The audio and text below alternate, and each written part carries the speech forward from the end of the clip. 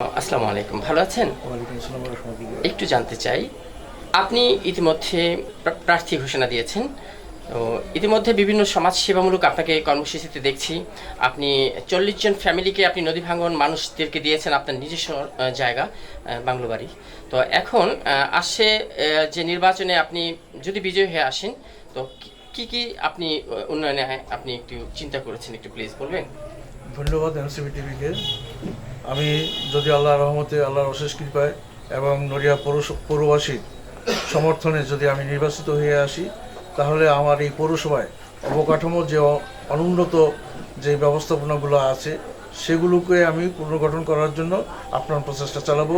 আমার এলাকা নদীভাঙ্গন কবলিত এলাকা, এখানে অনেক মানুষ অসহায়ভাবে দিন যাপন করতেছে।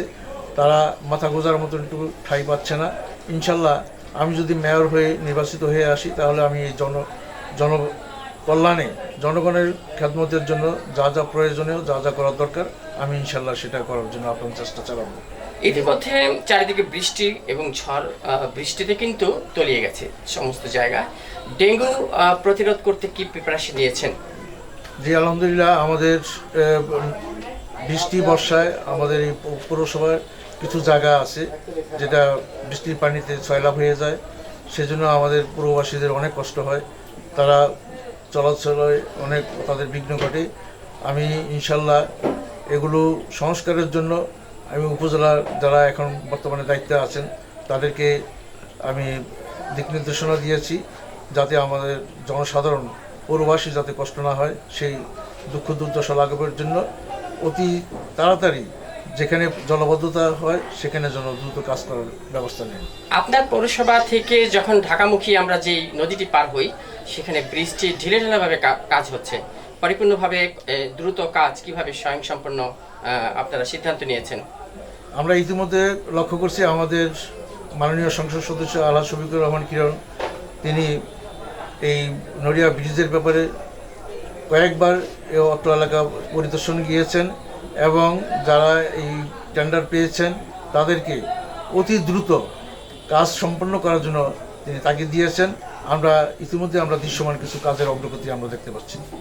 আপনার পৌরসভা বা এলাকাতে কিছু আপনার কিছু পথ প্রান্তর এখনো ভাঙা, সেগুলো মেরামতের উদ্যোগ কি নিয়েছেন? ইনশাল্লাহ এগুলো আমাদের পর্যায়ক্রমে এগুলো কাজ হবে। এবার যে আমাদের তারুণ্যের অহংকার জনাব তারেক রহমান মাননীয় প্রধানমন্ত্রী, তিনি যে বাজেট ঘোষণা করেছেন, এটি জনবান্ধব বাজেট। এই বাজেটে আমাদের পৌরসভায় যে আর্থিক বরাদ্দ দেওয়া হবে, ইনশাল্লাহ এই বরাদ্দের মধ্যে আমরা যে সেই অবকাঠামোগুলো আমরা মেরামত করার জন্য আমরা চেষ্টা চালাবো। আচ্ছা, আপনার পৌরসভাতে একটা হসপিটাল উদ্বোধন হওয়ার কথা, এই বিষয়ে একটু জানতে চাই। ইনশাল্লাহ আমাদের মাননীয় সংসদ সদস্য আলহাজ শফিকুর রহমান কিরণের অক্লান্ত প্রচেষ্টায় যে হাসপাতালের যে সমস্যাটা ছিল, এই সমস্যা দূরীকরণ হয়েছে। আমরা অচিরেই এই হাসপাতালের উদ্বোধন করব ইনশাল্লাহ।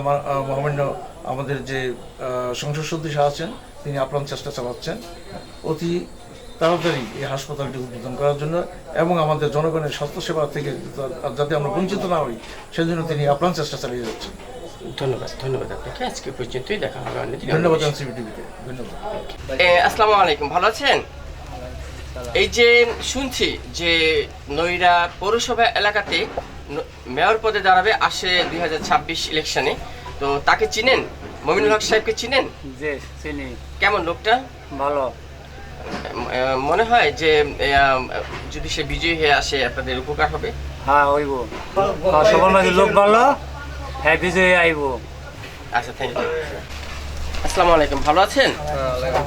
আচ্ছা, এই যে শুনছি নড়িয়া পৌরসভা এলাকাতে স্বপন মাঝি, মমিনুল হক স্বপন মাঝি নির্বাচন করবে, আপনাদের মতামত কি? সবার মাঝে বর্ধতা হিসাবে উনি নির্বাচন চাইলে পাস করবেন। বর্ধ হিসাবে ভোট পায়, উনি লোক ভালো, ওনার প্রতি মানুষের কোনো ক্ষেপ নাই।